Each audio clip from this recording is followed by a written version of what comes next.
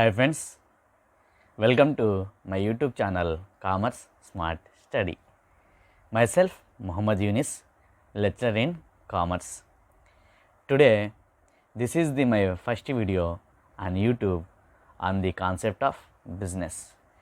Today we are discussing about the topics human activities and types of human activities. So what is the meaning of human activities? So every human being engaged in some activities. ప్రతి మానవుడు కూడాను ఏదో ఒక యాక్టివిటీలో engage అయి ఉంటాడు. Those activities are called has human activities. ఆ యాక్టివిటీస్ని ఏమని పిలుస్తాం మనం? మానవ కార్యకలాపాలు అంటే హ్యూమన్ యాక్టివిటీస్ అని పిలుస్తాం. ఫర్ ఎగ్జాంపుల్ చూసుకుంటే కనుక worker work in a factory. So worker ఏం చేస్తున్నాడు? పరిశ్రమల్లో పనిచేస్తున్నాడు. A farmer work in a land. So రైతు పొలాల్లో పనిచేస్తున్నాడు. అదేవిధంగా employees work in a office. So ఉద్యోగస్తులు ఆఫీస్లో పనిచేస్తున్నారు. Next one, a mother cook food for her family. So mother ఏం చేస్తున్నారు? వారి ఇంటి సభ్యుల కోసం వంట వండుతున్నారు. సో ఈ మొత్తాన్ని ఏం పిలుస్తాం మనం? Human activity. సో మనుషులు చేసేటువంటి ఏ కార్యకలాపం అయినా సరే, మనుషులు చేసేటువంటి ఏ యాక్టివిటీ అయినా సరే వాటిని ఏమని పిలుస్తాం మనం? హ్యూమన్ యాక్టివిటీస్ అని పిలుస్తాం. సో ఈ హ్యూమన్ యాక్టివిటీస్ ఎందుకు పెర్ఫామ్ చేయాల్సి వస్తుంది? ఎందుకు అంటే to fulfil their daily needs.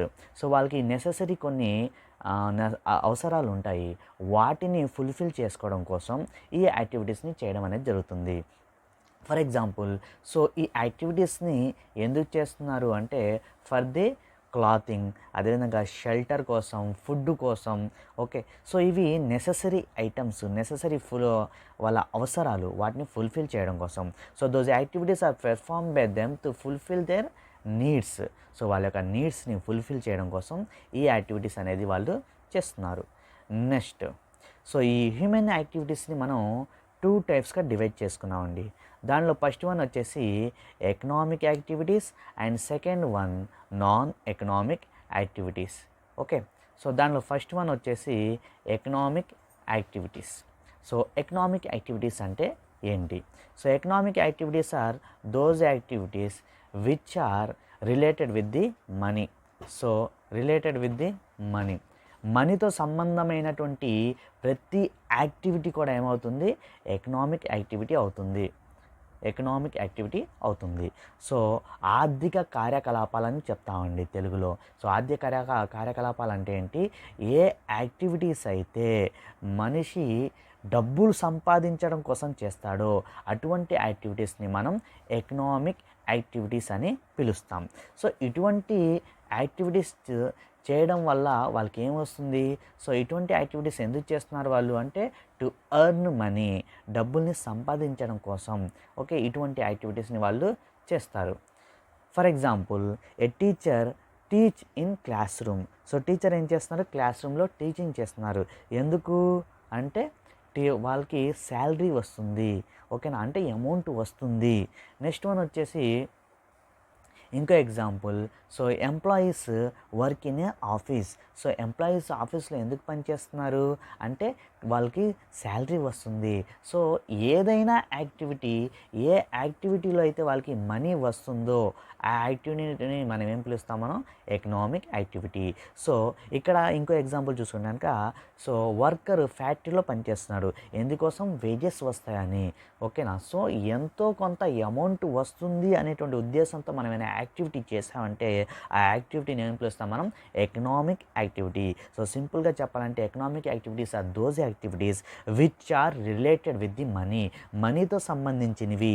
ఆ యాక్టివిటీ చేయడం వల్ల మనకు వచ్చేటువంటి బెనిఫిట్ ఏంటిది అంటే మనీ. ఓకే, సో మనీతో రిలేటెడ్గా ఏ యాక్టివిటీ చేసినా సరే అది దేని కిందకు వస్తుంది? ఎకనామిక్ యాక్టివిటీస్ కిందకు వస్తుంది.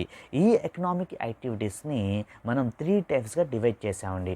వాటిలో ఫస్ట్ వన్ వచ్చేసి profession, and second one employment, and third one వచ్చేసి బిజినెస్. సో ఈ విధంగా 3 టైప్స్గా డివైడ్ చేసాం. ప్రతి దాని గురించి మనం తర్వాత కొంత టైం తర్వాత మనం డిస్కస్ చేద్దాం. తర్వాత నెక్స్ట్ టాపిక్ వచ్చేసి non economic activity. So non economic activities చెప్పిన తర్వాత ఆ ఎకనామిక్ యాక్టివిటీస్లో ఉండేటువంటి టైప్స్ గురించి డిస్కస్ చేద్దాం. సో నాన్ ఎకనామిక్ యాక్టివిటీస్ అంటే ఏంటి? ఇందాక ఎకనామిక్ యాక్టివిటీస్ అంటే ఏం చెప్పుకున్నాం?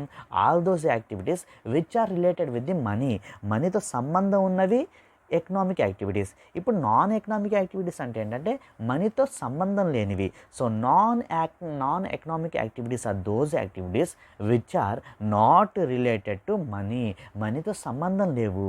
అంటే ఈ యాక్టివిటీ చేయడం వల్ల మనకి మనీ రాదు. ఓకే, అయినా సరే ఇటువంటి యాక్టివిటీస్ని ఎందుకు చేస్తున్నారు, ఎందుకు పెర్ఫామ్ చేయాల్సి వస్తుంది అంటే those activities are perform for the love, sympathy, social reasons, religious purpose కోసం. ఆ యాక్టివిటీస్ చేయడం వల్ల మనకి పుణ్యం వస్తుంది, లేకపోతే లవ్లో అటువంటి యాక్టివిటీస్ అనేవి చేయడం జరుగుతుంది. సింపతితో యాక్టివిటీస్ చేస్తారు. ఫర్ ఎగ్జాంపుల్ చూసుకుంటే కనుక సో మదర్ ఇంట్లో ఫుడ్ వండుతున్నారు. ఎందుకోసం? తనకి ఏమైనా ఎకనామికల్గా బెనిఫిట్ ఉందా?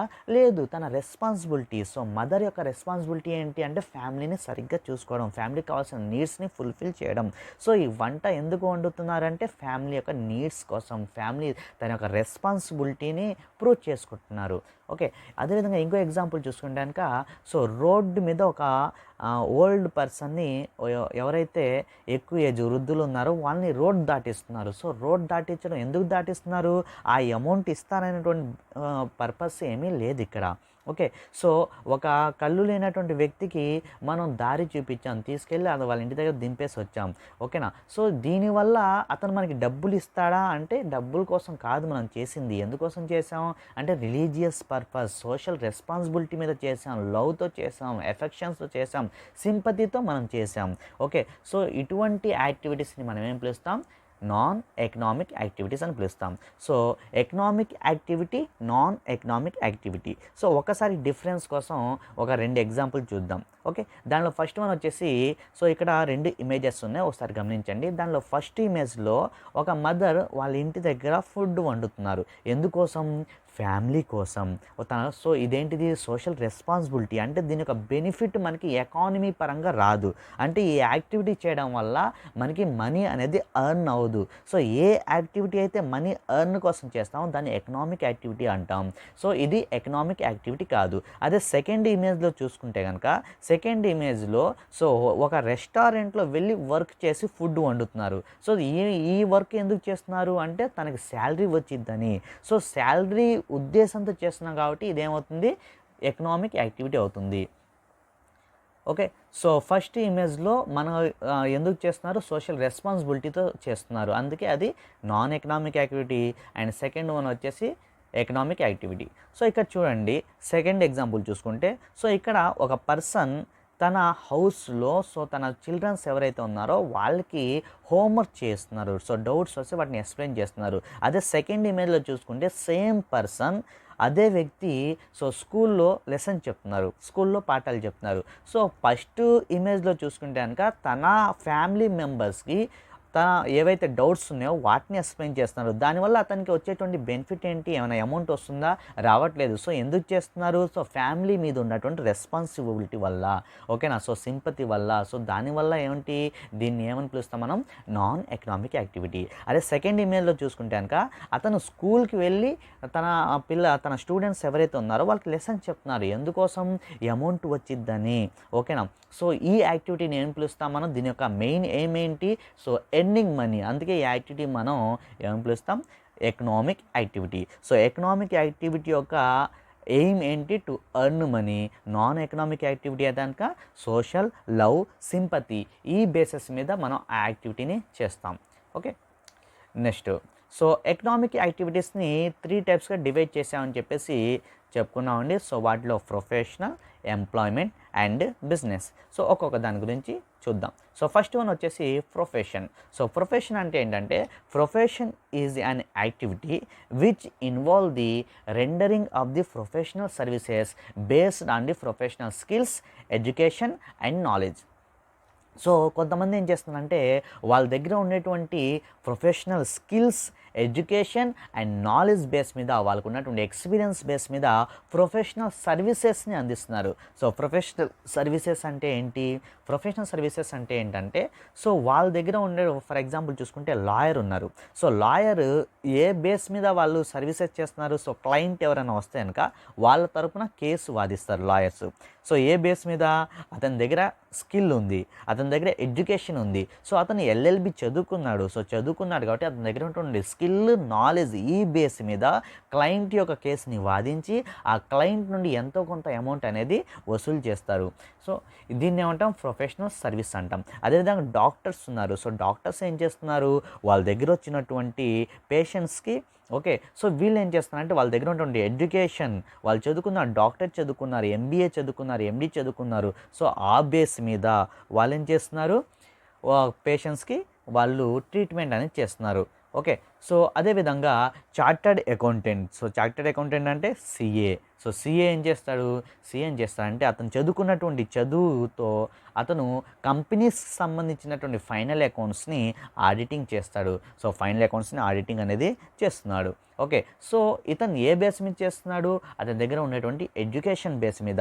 సో ఈ విధంగా వాళ్ళ దగ్గర ఉండేటువంటి స్కిల్, ఎడ్యుకేషన్, నాలెడ్జ్ బేస్ మీద కనుక వాళ్ళు డబ్బుని ఎర్న్ చేస్తే అటువంటి యాక్టివిటీని ఏం పిలుస్తాం మనం?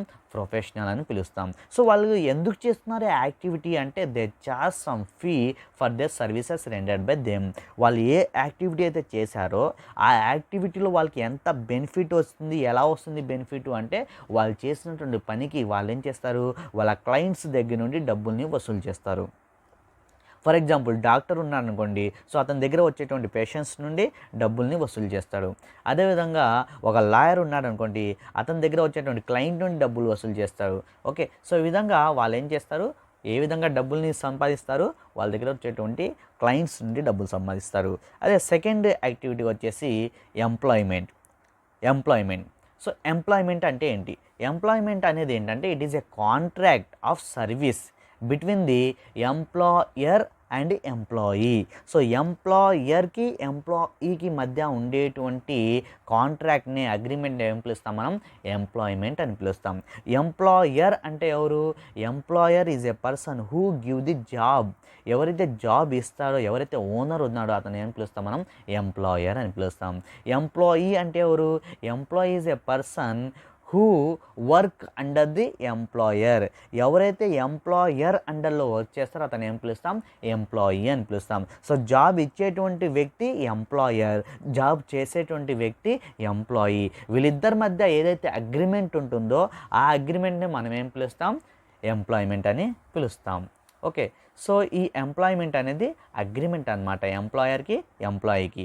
సో ఎంప్లాయర్ ఓనర్ కాబట్టి అతను కొన్ని యాక్టివిటీస్ చెప్తాడు, యాక్టివిటీస్ చేయమని చెప్తాడు. సో యాక్టివిటీస్ని ఈ ఎంప్లాయీ ఎవరైతే ఉన్నాడో అతను చెయ్యాలి. సో యాక్టివిటీ చేసినందుకు గాను అతనికి ఏం బెనిఫిట్ వస్తుంది?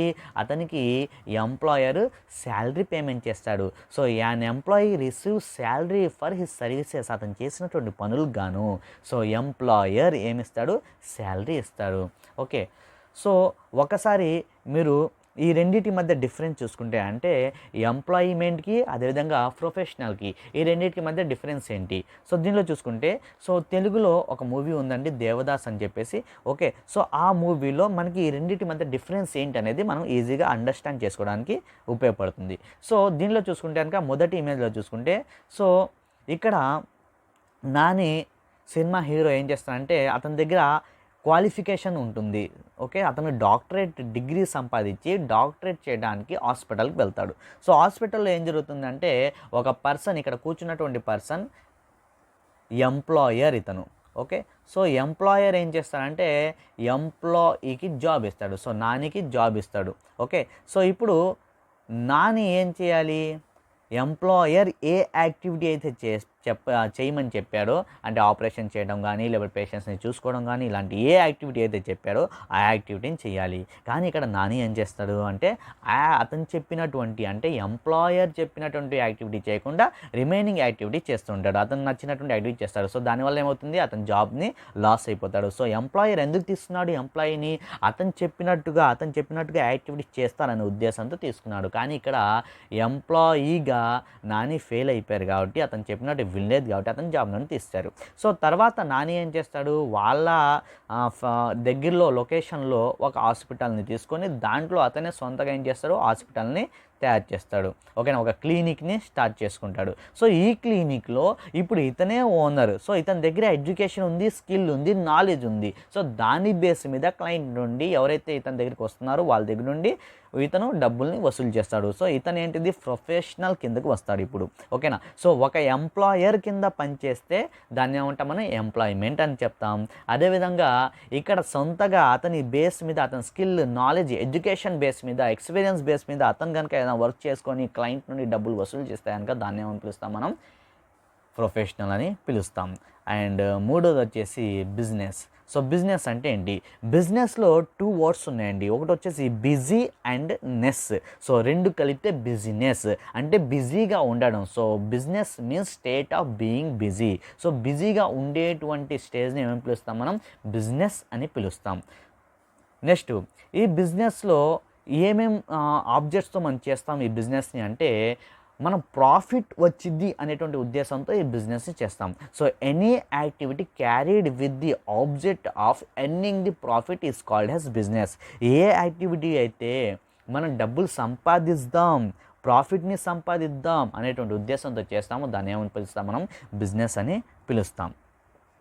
ఓకేనా, సో ఈ బిజినెస్ ఫర్ ఎగ్జాంపుల్ కింద చూసుకోండి. సో పానీపూరి వాడు పానీపూరిని ఎందుకు అమ్ముతున్నాడు అంటే ఏదైనా ప్రాఫిట్ వచ్చిద్దేమో ఉద్దేశంతో. అదేవిధంగా ఇక్కడ ఫ్యాన్సీ షాప్ కనబడుతుంది. సో ఫ్యాన్సీ షాప్ కూడా ఎందుకు చేస్తున్నారు వీళ్ళు, సరుకుల్ని ఎందుకు అమ్ముతున్నారు అంటే ఇక్కడ ప్రాఫిట్ వచ్చిద్దేమో అనే ఉద్దేశంతో. సో ఏ యాక్టివిటీ అయితే మనం ప్రాఫిట్ వచ్చిద్దేమో ఉద్దేశంతో చేస్తాం దాన్ని ఏమంటాం, బిజినెస్ అని పిలుస్తాం. సో టోటల్గా ఇవాళ చెప్పుకున్నటువంటి టాపిక్ చూసుకుంటే కనుక హ్యూమన్ యాక్టివిటీస్ అంటే ప్రతి మానవుడు తన లైఫ్లో ఏదో ఒక పని చేస్తుంటారు, దాన్ని ఏమంటాం హ్యూమన్ యాక్టివిటీస్ అని పిలుస్తాం. సో హ్యూమన్ యాక్టివిటీస్ని 2 టైప్స్గా డివైడ్ చేస్తాం, economic activities and non economic activities. Economic activities which are related with the money, non economic activities are those activities which are not related with the money. Okay, so economic యాక్టివిటీస్ని 3 టైప్స్గా divide చేస్తాం. అంటే money కోసం చేసేటువంటి activities 3 టైప్స్గా divide చేస్తాం. ఒకటి professional. So professional ఎలా డబ్బులను సంపాదిస్తున్నాడు, వాళ్ళ దగ్గర వచ్చేటువంటిది పేషెంట్స్ నుండి, వాళ్ళ దగ్గర వచ్చేటువంటి క్లయింట్ నుండి డబ్బుల్ని వసూలు చేస్తున్నాడు. ఓకేనా, అతని దగ్గర ఉన్నటువంటి స్కిల్, నాలెడ్జ్, ఎడ్యుకేషన్ బేస్ మీద డబ్బులు వసూలు చేస్తున్నాడు. తర్వాత ఎంప్లాయ్మెంట్కి ఎలా వస్తున్నాయి డబ్బులు, శాలరీ రూపంలో వస్తున్నాయి. ఎవరైతే ఎంప్లాయర్ ఉన్నాడో, అతను జాబ్ ఇచ్చిన వాడు ఉన్నాడో, అతను చెప్పినట్టుగా ఇతను వర్క్ చేసి దాని నుండి ఏం చేస్తున్నాడు, శాలరీ తీసుకుంటున్నాడు.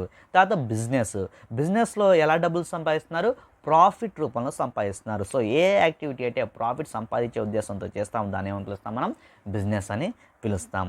ఓకే, సో మీకు కనుక ఈ వీడియో నచ్చితే కనుక మన ఛానల్ని సబ్స్క్రైబ్ చేసుకోండి, లైక్ చేయండి, షేర్ చేయండి, కామెంట్ చేయండి. Okay, thank you.